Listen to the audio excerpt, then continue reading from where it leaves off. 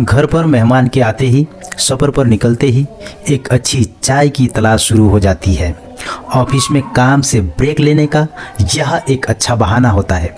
यही नहीं, कुछ लोग उपवास में भूख मिटाने और एनर्जी के लिए भी चाय पर ही डिपेंड रहते हैं। जिस चाय की चुस्की को आप अलग अलग बहाने के साथ लेते हो, क्या वो आपके लिए लाभकारी है या नहीं? चलिए आज इस पर चर्चा करते हैं और इस वीडियो को देखते हैं और आपको सब पता चल जाएगा कि वास्तव में क्या है। अमेरिका की ब्राउन यूनिवर्सिटी के रिसर्च ने इस पर स्टडी की है। उसने बताया कि दूध वाली चाय के हर एक कप में 40 मिलीग्राम कैफीन होता है।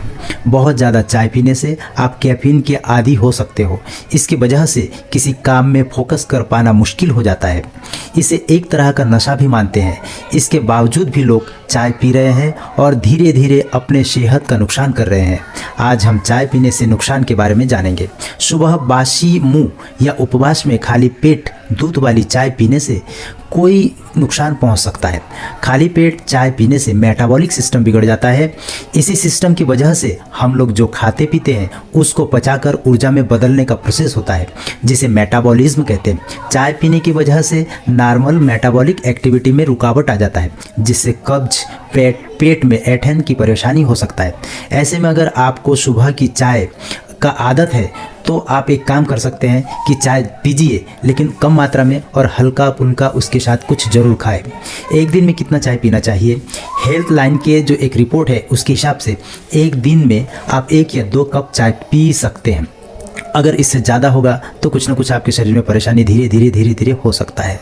गले में खराश या जुकाम अगर हो जाए तो 2 या 3 कप चाय आप, वो भी हर्बल टी आप पी सकते हैं, दूध वाली चाय नहीं। अगर 3 से ज़्यादा कप आप चाय पीते हैं तो आपको धीरे धीरे फिजिकल प्रॉब्लम्स हो सकता है, मेंटल हेल्थ गड़बड़ हो सकता है, स्ट्रेस और एंजाइटी आपको बढ़ने लगेगी।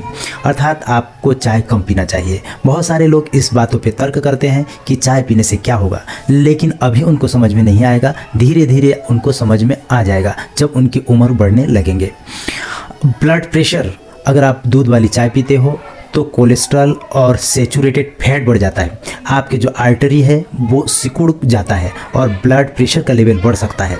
चाय में कैफीन होता है, जिसके वजह से पेट में गैस, पेट फूलना और आंत की खराबी हो सकती है। पाचन में मुश्किल हो सकता है। मुहासे, आपके बहुत सारे जो हम देखते हैं कि पालक या बालाएँ जो है मुहासे होते हैं, तो मुहासे का भी कारण कहीं ना कहीं चाय भी हो सकता है और इसको कम करना चाहिए चाय पीना। नींद कम आना, बहुत सारे लोग ये सोचते हैं कि हम चाय पियेंगे तो नींद हमको आ जाएगा, लेकिन ऐसा नहीं है। नींद कम होने लगते हैं। कैफीन की वजह से नींद पूरा नहीं होता, क्योंकि चाय में कैफीन पाया जाता है। आपको स्ट्रेस, बेचैनी, चिड़चिड़ापन और कोई सारा दिक्कतें हो सकता है। बहुत ज़्यादा चाय जो पीते हैं उनको अल्सर हो सकता है। पेट की अंदरूनी सतह में जख्म होने की पॉसिबिलिटी बढ़ जाता है। हड्डी को नुकसान पहुंचाता है, क्योंकि ये जो कैफीन और निकोटीन है दोनों ही हमारे शरीर के जो कैल्शियम को बाहर निकाल देते हैं, इसीलिए हड्डियां कमज़ोर होने लगता है। डिहाइड्रेशन हो सकता है। दूध वाली चाय अगर पियेंगे तो उसमें जो कैफीन है जो कि पानी सोखता है, जिसके वजह से आपके शरीर में पानी की मात्रा कम हो सकता है। चाय में टेनिन है और टेनिन की वजह से आपको घबराहट भी बन सकता है। अर्थात आप समझ ही रहे हो कि चाय आप पियो बेशक, लेकिन आप दूध वाली चाय बहुत कम पियो। आप काली चाय पी सकते हो। काली चाय हो तो उतना हानि नहीं है जितना कि दूध वाली चाय से। अर्थात आप काली चाय पीजिए, कम मात्रा में पीजिए और जहाँ तक हो सके तो चाय से दूर रहिए। धन्यवाद।